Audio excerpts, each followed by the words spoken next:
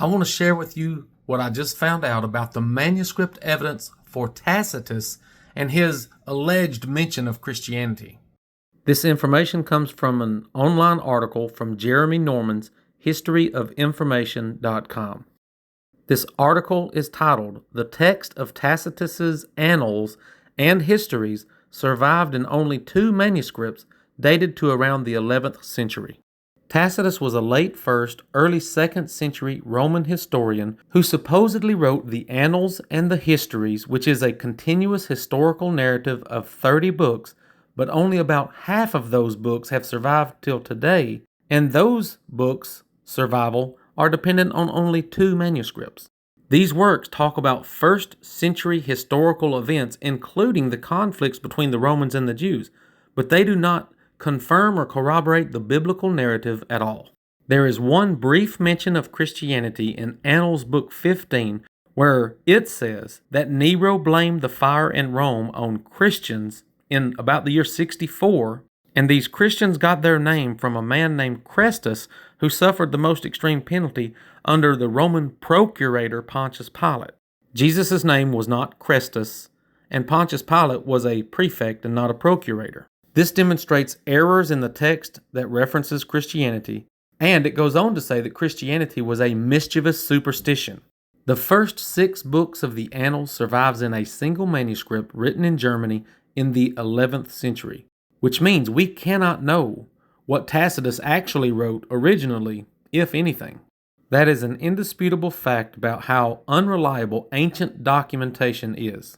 This manuscript was kept by Christian monks in the monastery of Corvey in Saxony, Germany, until it disappeared in 1508 and was reported stolen by Pope Leo X in 1517.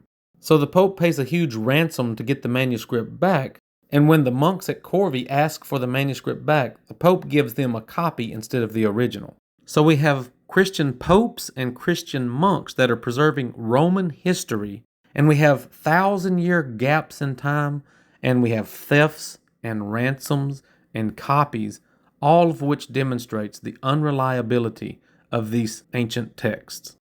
Now let's talk about the other manuscript that includes Annals books 11 through 16 and what remains of the histories. It appears to me from this article that this manuscript was found in a different location, written in a different style or hand than the first manuscript. This one was in Italy, whereas the first one was in Germany.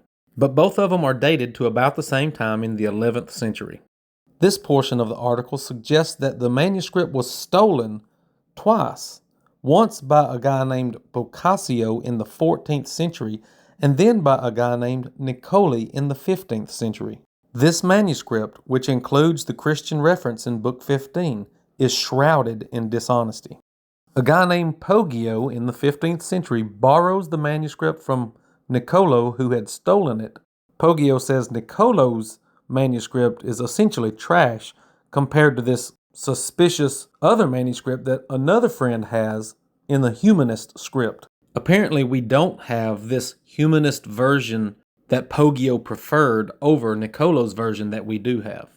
This paragraph suggests that Boccaccio in the 14th century could be the reason why multiple manuscripts suddenly disappeared or were rescued or stolen from Monte Cassino at the same time. Pause to read.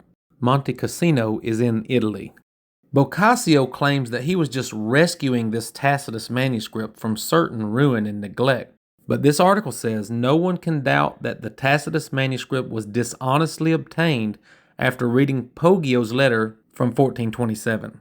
Poggio's letter is translated to say, "When the Tacitus manuscript comes, I shall keep it hidden with me, for I know the whole song, where it came from, who brought it here, who claims it for his own.